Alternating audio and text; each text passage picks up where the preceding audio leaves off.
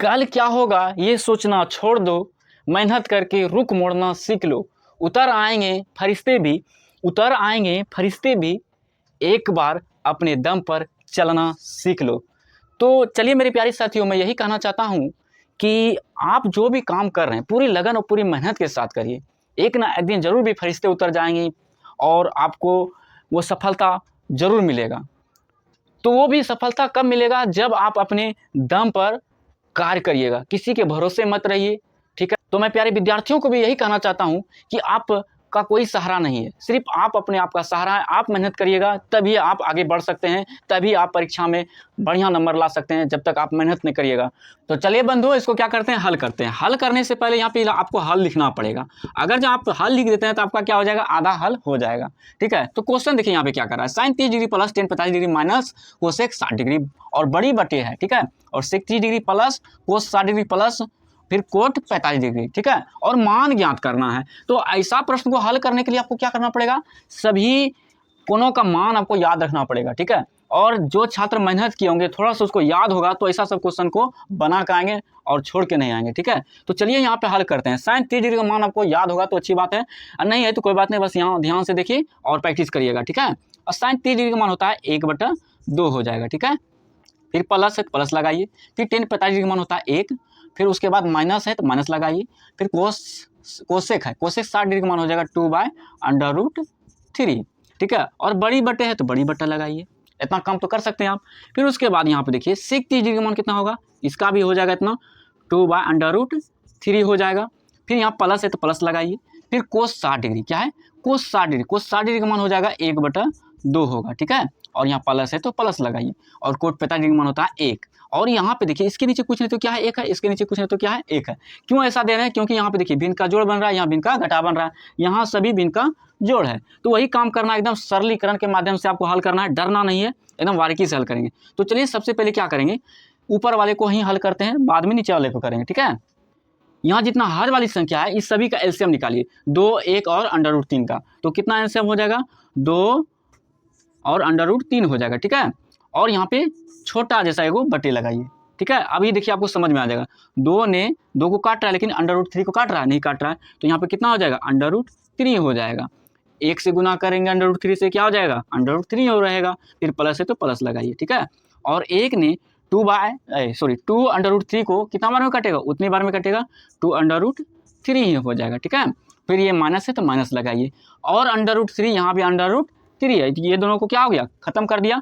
√3 ने √3 को कब बार में काटा, एक बार में काटा, तो और ये 2 को तो नहीं काट पाया, तो 2 गुना 2 कितना हो जाएगा, 4 हो जाएगा। और एक बार में जो इसको काटा, 2 गुना 1 करेंगे तो कितना होगा, 1 ही होगा, तो फर्क नहीं पड़ता है, बस 4 ही आएगा। ठीक है, अब ऊपर वाला का काम हो गया, अब नीचे वाला का काम करेंगे। बस आपको बारीकी से देखना है, ध्यान से देखिए, ये सभी का फिर से आप एलसीएम निकालिए। और यहाँ पे देखिए ये बटे, जो बड़ी बटे है, यहाँ पे आपको क्या करना है, बड़ी बटे देना है। ठीक है, अब बड़ी बटे यहाँ पे लगेगा, एकदम आराम से देखिए, आपको समझ में आएगा। √3 और 2 और 1 का एलसीएम निकालेंगे, कितना हो जाएगा, 2√3 ही होगा। ठीक है, और यहाँ पे √3 ने काटा एक बार में, और 2 तो बच गया, 2 गुना 2 करेंगे कितना हो जाएगा, 4 हो जाएगा। लेकिन यहाँ पे भी बटे देना है आपको, 4 लिखना है। ये प्लस है तो प्लस लगाइए। ठीक है, और 2 ने 2 को काटा, बचा क्या, √3 ही बचा। ठीक है, फिर उसके बाद ये प्लस है तो प्लस लगाइए, और उसके बाद यहाँ देखिए, यहाँ क्या है नीचे में 1 है, 1 से भागा लगाइए 2/√3 में, तो कितना हो जाएगा, 2√3 ही हो जाएगा। ठीक है, इतना काम तो आप कर सकते हैं। यहाँ पे देखिए एक और हल होने वाला है, देखिए 2√3 और 2√3 ये बटे में कट सकता है, यहाँ पे क्या हो सकता है, ये दोनों क्या हो जाएगा, कट जाएगा, ये दोनों क्या हो गया, खत्म हो गया। तो ऊपर में क्या बचा, सेम जैसा यहाँ प्रक्रिया होगा, देखिए √3, यहाँ भी 2√3 है, तो जुड़ जाएगा, तो 3√3 हो जाएगा। यहाँ पे देखिए √3 और यहाँ भी 2√3 है, तो कितना हो जाएगा, 3√3। आप इसको या का चिन्ह दीजिए, और उसके बाद बड़ी बट्टा लगाइए, और उसके बाद 3√3 लिख दीजिए, इतना काम कर सकते हैं, और -4 को लिख दीजिए, -4। ठीक है, और उसके बाद ये जो है क्या हो जाएगा, ये भी 3√3 ही हो जाएगा, और उसके बाद माइनस नहीं होगा, यहाँ पे +4 इसको लिख सकते हैं आप। अब क्या करेंगे प्यारे साथियों, अब आगे हल करेंगे। ठीक है, आपको दिखाई नहीं देता होगा, यहाँ पे हल करते हैं, इस तरह कर दिए, और इसको यहाँ पे देखिए, इसको हल करने के लिए क्या करना पड़ेगा, हर परिमेयकरण करना पड़ेगा। ठीक है, तो यहाँ पे देखिए हम हर परिमेयकरण कैसे कर रहे हैं, बस ध्यान से देखिएगा। ये सभी सवाल को उतार लीजिए, 3√3, फिर उसके बाद -4, फिर बटा है, बटा लगाइए, फिर 3 अंडर रूट 3 फिर प्लस 4। ठीक है, हर परिमेयकरण होता है आप गुने लगाइए। ठीक है, गुने लगाने के बाद यहाँ देखिए ये प्लस है ना, तो ऐसा ही संख्या डबल लेना, वो भी माइनस में, ये सभी को। आप देखिए अंडर रूट 3 अंडर रूट 3 फिर प्लस 4 नहीं माइनस यहाँ पे देना है, क्या देना है आपको, माइनस देना है। ठीक है, फिर उसके बाद बटन लगाइए, फिर 3 अंडर रूट 3 फिर माइनस 4। अब यहाँ पे देखिए हल हो रहा है आपका, और या का चिन्ह देते जाइए, आगे बढ़ते जाइएगा। अब क्या करना है साथियों, आपको गुना करना है। गुना करने के लिए आपको एक आसान बतला देते हैं मंत्र, यहाँ पे ध्यान दीजिएगा। a माइनस बी का होल स्क्वायर बराबर हो जाएगा a square plus B square minus 2ab।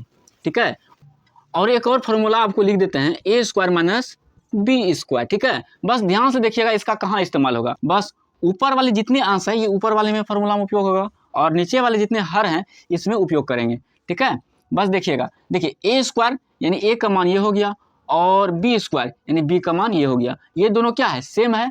तो यहाँ पे एकदम कुछ नहीं करना है, आंख बंद करके आपको लिखना है 3 अंडर रूट 3 और स्क्वायर चढ़ा देना है, फिर माइनस नहीं लिखना है, आपको इस पे दर्शाना है, फिर प्लस लिखना है।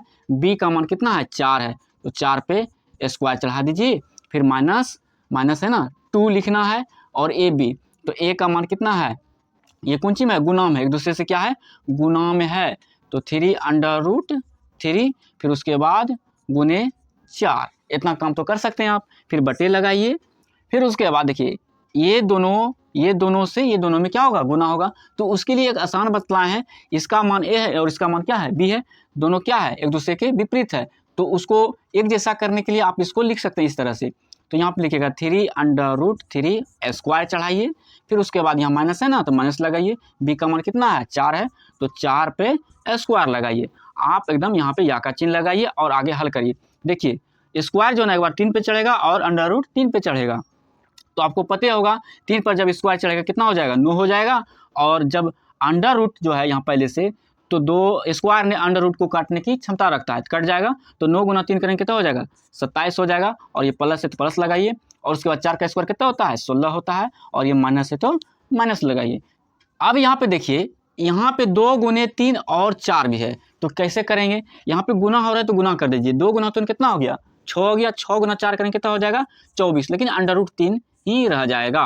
फिर उसके बाद बटा लगाइए, बड़ी बटे, और यहाँ पे जैसे ऊपर में प्रक्रिया की है वैसा ही नीचे में प्रक्रिया करना है, तो सेम वही आ जाएगा, 27 आ जाएगा। ठीक है, और माइनस 4 है, तो माइनस 4 है तो यानी 4 का पहले स्क्वायर करेंगे, तो पहले माइनस दे दीजिए, 4 के स्क्वायर करेंगे कितना हो जाएगा, 16 हो जाएगा, 4 चौके 16 हो जाएगा। ठीक है, अब उसके बाद यहाँ पे आपको या का चिन्ह देना है, और फिर से या का चिन्ह दीजिए। अब यहाँ पे देखिए लगभग आपका आंसर आ चुका है।